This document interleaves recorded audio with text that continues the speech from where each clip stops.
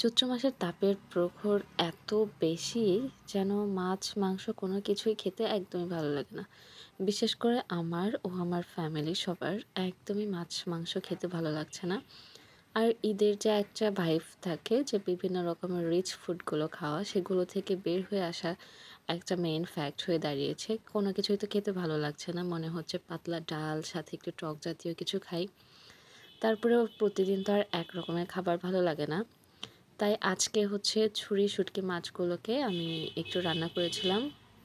Normal মাছ খাওয়ার থেকে মনে হয় শুটকি মাছটাকে একটু স্বাভাবিকভাবে রান্না করে খেলে একটু বেশি ভালো লাগে।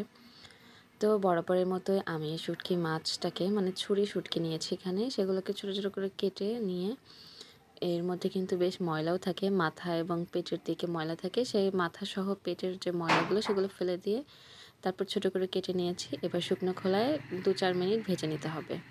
ভেজে নেওয়া হয়ে গেলেও ওর মধ্যে কিছুটা পানি দিয়ে ৭ থেকে ৮ মিনিটের মতো একটু সিদ্ধ করে নিতে হবে। কারণ মাছগুলোর মধ্যে বেশ বড় বড় কাঁটা থাকে। মাছটাকে নরম হয়ে আসলে তারপরেই কাঁটাগুলো বের করে নেওয়া যায়। তো দেখতেই পাচ্ছেন এখানে সিদ্ধ করে নেওয়া হয়ে গিয়েছে। এবার কাঁটাগুলো ছাড়িয়ে ভালোভাবে মাছগুলোকে পরিষ্কার করে ধুয়ে নিতে হবে। এরপরে আমি ব্লেন্ডার জারে নিয়ে একটু আধা ভাঙা করে নিয়েছি। চাইলে এই কাজটা পাটাতেও করা যায়।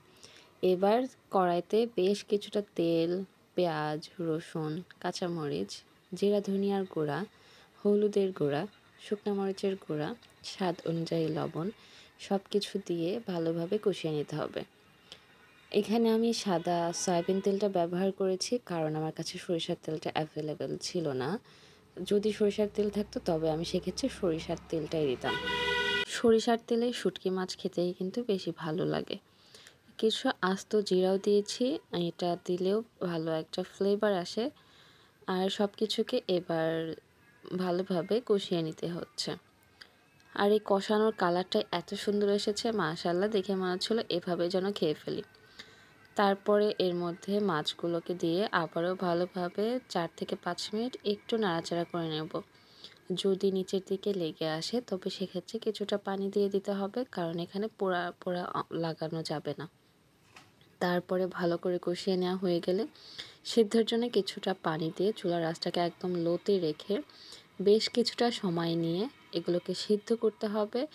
সাথে হচ্ছে এই পুরো পানিটাকে শুকিয়ে যতক্ষণ না তেল তেল বের হয়ে আসছে ততক্ষণ রান্না করে নিতে হবে। মাঝে মাঝে অবশ্যই নাড়া দিয়ে দিতে হবে। আস্তে আস্তে শুটকির যে কালারটা চেঞ্জ হয়ে একটা সুন্দর মারাত্মক লেভেলের কালারে পরিণত হচ্ছে, সেটা দেখতেই বেশি ভালো লাগছিল। তো এভাবে করে পুরো রান্নাটা করে নিতে হবে। আর চুলার আঁচটাকে কিন্তু বাইরে নেওয়া যাবে না। বেশ সময় নিয়ে রান্না হয়ে যাওয়ার পরে আমি একটা বাটিতে সার্ভ করে নিয়েছি। দেখতেই পাচ্ছেন এর কালারটা কতটা সুন্দর হয়েছে। দেখতে যতটা লোভনীয় হয়েছে খেতেও কিন্তু তেমনটাই মজা ছিল। আজ বিদায় নিচ্ছি। আল্লাহ হাফেজ।